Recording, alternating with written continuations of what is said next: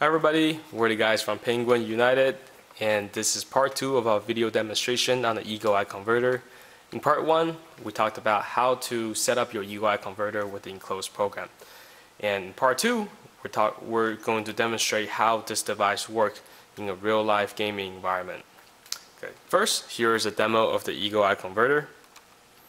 The final version is going to look a whole lot better. The color is going to be different, and there's a few things I want everybody to notice. On the side here, port number 1 for USB, this is where you put in your keyboard. Port number 2 is where you put in your mouse. Flip it to the side, and you have a bunch of switches. These are the turbo switches.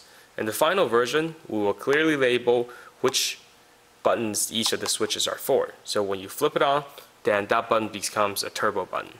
And on the bottom is the key mapping switch. As we mentioned in part 1 of the video demo, the eagle-eye converter can store up to 2 sets of key mapping schematics. And when you switch this switch to the left, you're selecting key mapping set number 1. If you're selecting this to the right, you're choosing key mapping set number 2. As you notice, there's a USB cable. This cable goes into your PlayStation 3. Alright, so let's get started. So here's what we do to get started. Take the eagle-eye converter, place the USB cable in the PS3 USB cable slot, and take the keyboard USB cable that goes into slot number 1. The mouse goes into slot number 2. Okay, so that's it. You see that the eagle-eye converter now lights up, means it's got power, and the system should now recognize this device. Okay, so it works. We're pressing the B button, it goes all the way to the right, A button goes all the way to the left. And when we first get started, I want everybody to go into the setting menu, go into the accessory setting, and reassign controller. Make sure the controller is assigned to number 1, unless you want to use your PlayStation 3 controller as your primary controller and the eagle-eye converter as your secondary one. So this is set to 1, so everything is good to go. Let's go into games. So we're in the game now. I fast forward a little bit so everyone doesn't have to wait. Let's go to Special Ops, Solo Play, Alpha, choose the third one, and Regular, so I don't have to die that fast.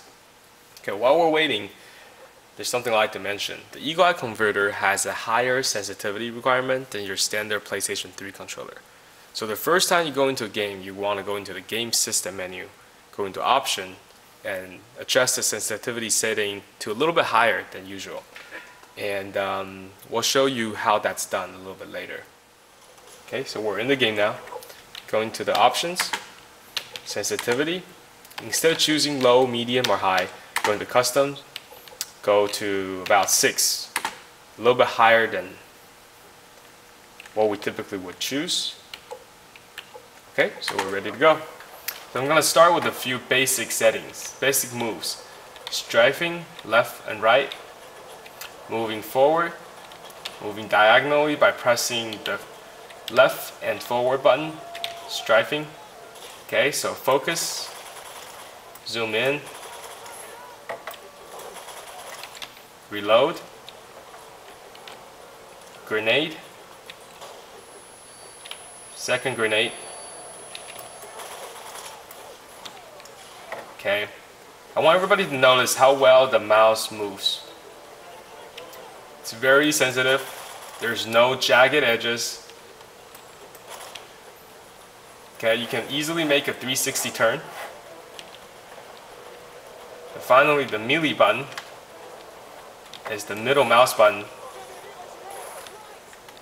Okay, and crouch and jump. Reloading again, changing it to shotgun, and I turned on the turbo for the shooting button. So now this button is turbo. As you can see, we just did a double shot on the shotgun there. Let me find a victim to do that.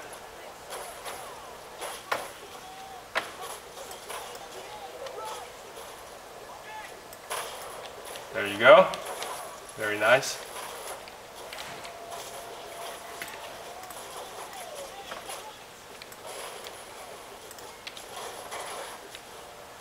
Okay, so this concludes our introduction on the Eagle Eye converter, and thank you everybody for your time, and we hope you will ultimately enjoy this device. You can make a reservation by going to www.penguinunited.com, and there will be no obligation. You don't need to give us your credit card information, just your name, your address, and email.